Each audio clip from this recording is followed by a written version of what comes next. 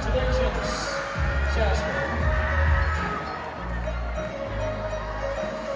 Next, we shall award the second runner-up for the female category. Yes, please take the center stage to our lovely female top 3 candidates. Sino kaya? Woo!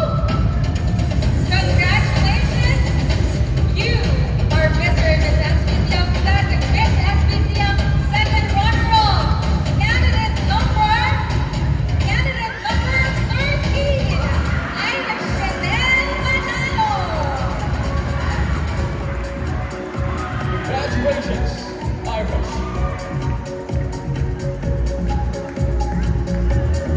SPCF, we only have 2 female candidates left and 2 male candidates left as well. Alright, so to our 2 male candidates, please take the center stage. The next name that I will be calling is our new Mr. SPCF. Therefore, the name that I will not be calling is our first runner-up.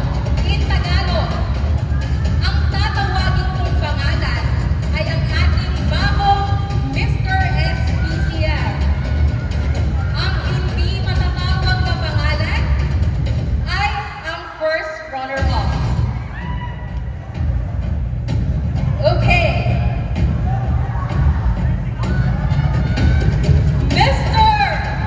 SPCF 2024 with a total score of 70.54. You are Mr.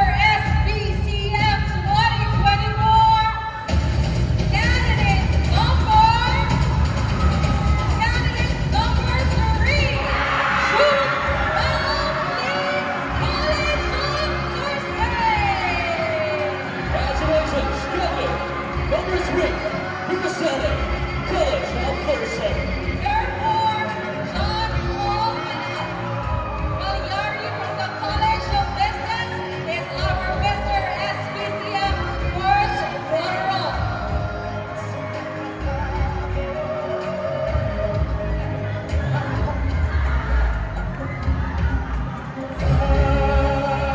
Congratulations to the new Mr. SPCF.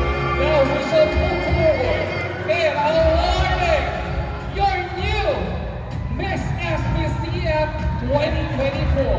So stay with the chance. The name or the number that I shall call will be your new Miss SPCF 2024. That means the number and the name that I did not call is automatically your first runner-up. Alright, SPCF, are you ready? Ladies and gents, this Systems Plus College Foundation 2024 is candidate number 6. Rosalba Salias Gonzalez.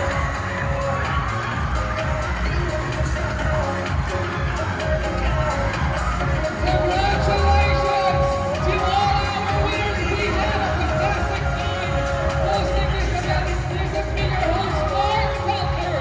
You have won this, the grandest, most awaited, and most prestigious events of the year. I am James.